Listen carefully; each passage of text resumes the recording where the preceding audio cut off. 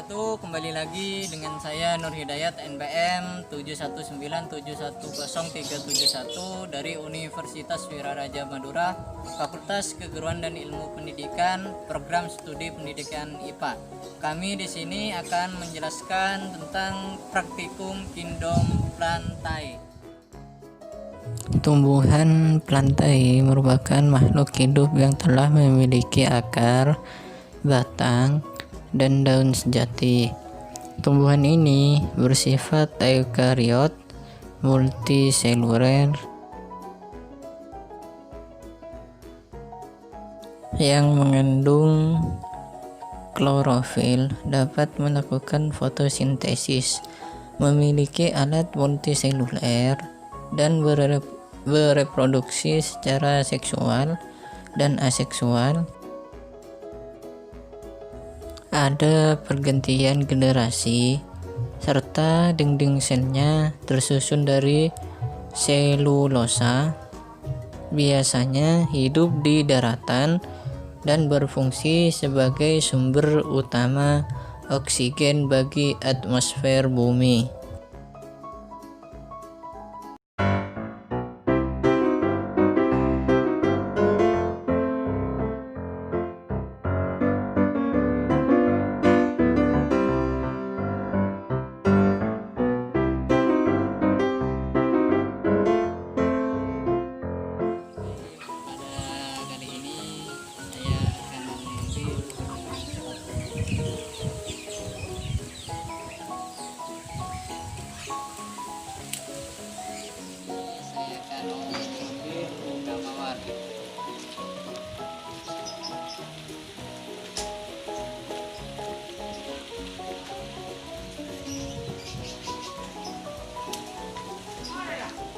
Pada kali ini saya akan mau mengambil tanaman paku.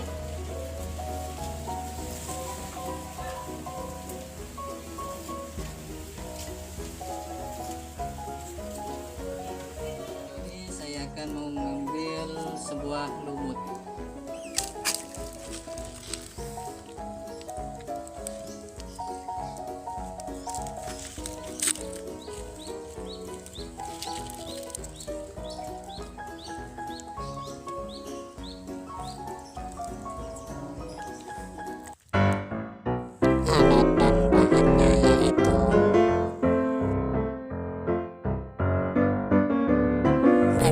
Bagian alatnya: nomor 1 kamera, nomor 2 yaitu tripod, 3 gunting, 4 wadah, 5 sendok. Bahan-bahannya untuk praktikum yaitu yang pertama yaitu bunga sepatu, yang kedua yaitu bunga mawar, yang ketiga yaitu tumbuhan paku, yang keempat yaitu lumut.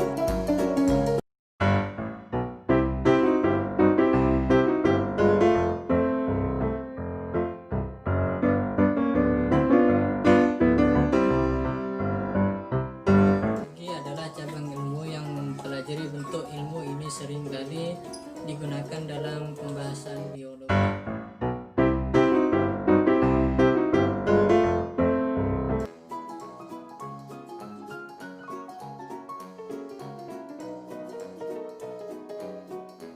Baik, pada kali ini saya akan menjelaskan tentang morfologi kembang sepatu atau bunga sepatu, di mana kembang sepatu atau bunga sepatu atau Hibiscus rosa sinensis merupakan salah satu tanaman hias berbunga indah yang tumbuh di dataran rendah ataupun dataran tinggi.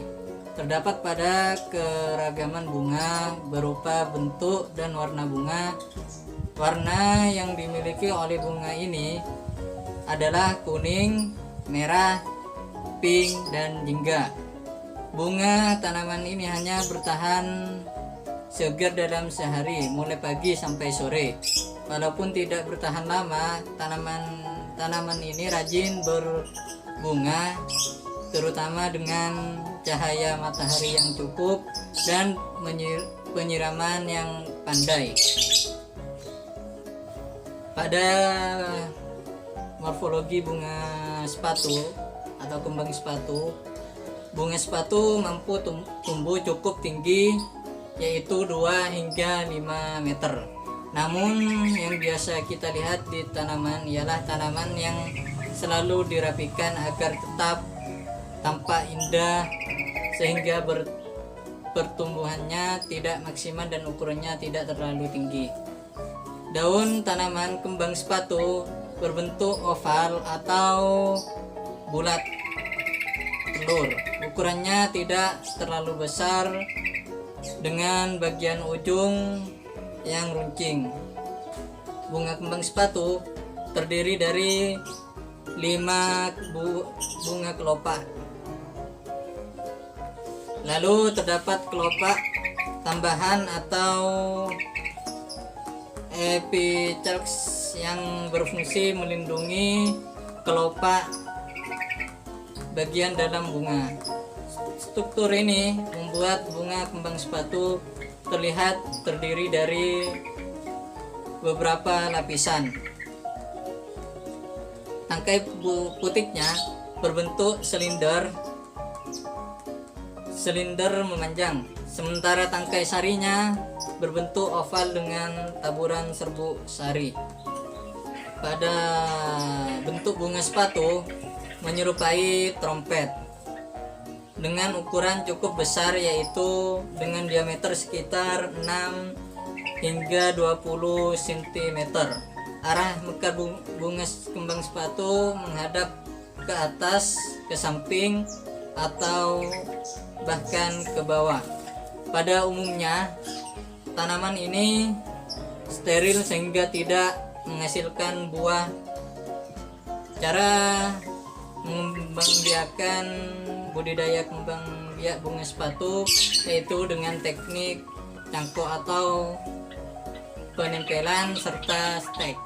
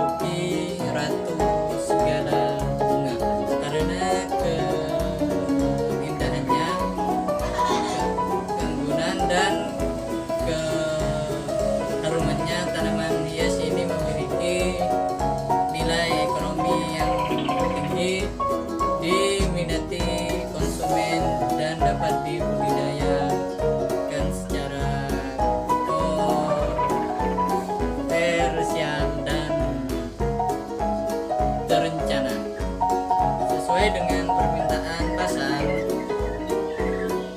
Berdasarkan kegunaannya, mawar dikelompokkan dalam bunga potong, mawar taman, mawar tabur, dan mawar bahan kosmetik. Morfologi pada bunga mawar kali ini, di mana bunga mawar atau Rosa sp merupakan bunga tunggal karena tanaman ini hanya menghasilkan satu bunga saja dan termasuk bunga lengkap. Dikatakan bunga lengkap karena terdiri atas satu lingkaran daun-daun mahkota, satu lingkaran daun-daun kelopak, dan mempunyai alat perkembangbiakan ganda yaitu benang sari dan putik. Benang sari dan putiknya terletak di dalam bunga. Jika bunga mawar yang saya amati memiliki memiliki warna mahkota berwarna pink, kelopaknya berwarna hijau, dan tangkai bunga yang juga memiliki tangkai berwarna hijau dan memiliki duri.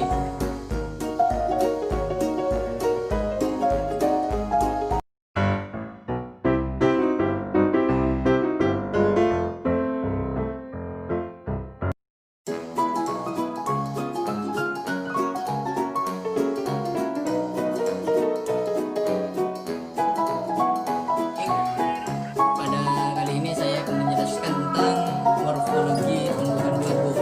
Tumbuhan paku atau Petridophyta adalah satu divisio tumbuhan yang telah memiliki sistem pembuluh sejati atau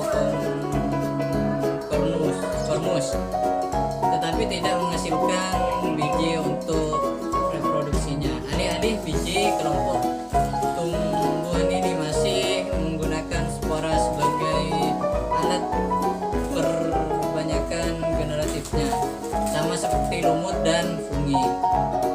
Morfologi tumbuhan paku di mana sudah memiliki akar, batang, dan daun sejati.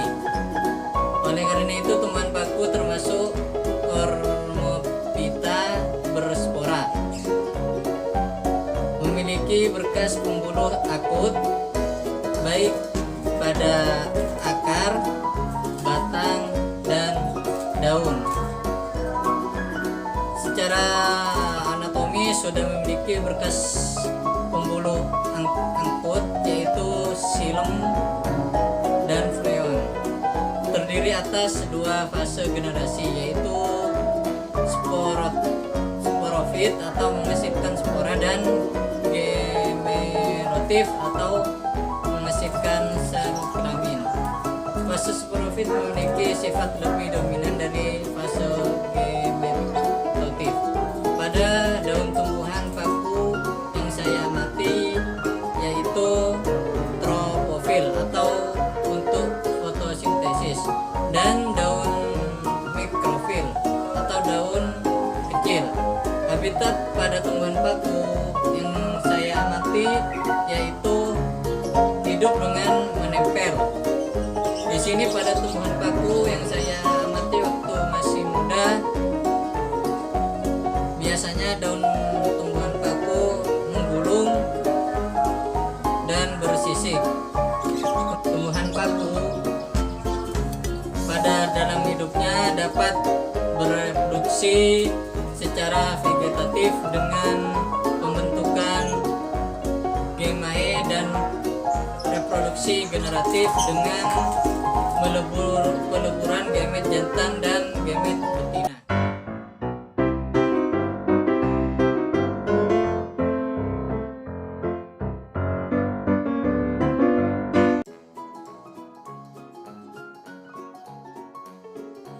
Baik, pada kali ini saya akan menjelaskan tentang morfologi lumut, di mana lumut atau dalam bahasa Yunani Bryophyta adalah sebuah divisi tumbuhan yang hidup di darat yang umumnya berwarna hijau dan berukuran kecil, dapat tidak tampak dengan bantuan lensa.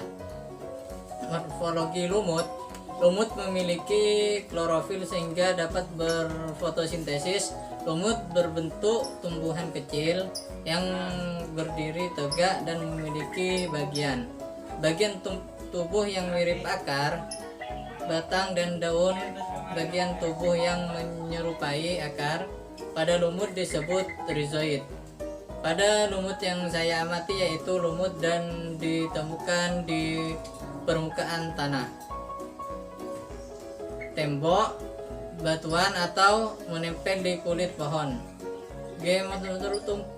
Tumbuh merayap Archegonium membentuk kalipra yang menempel di atas kapsul pada lumut. terjadi reproduksi secara aseksual, vegetatif, dan seksual generatif.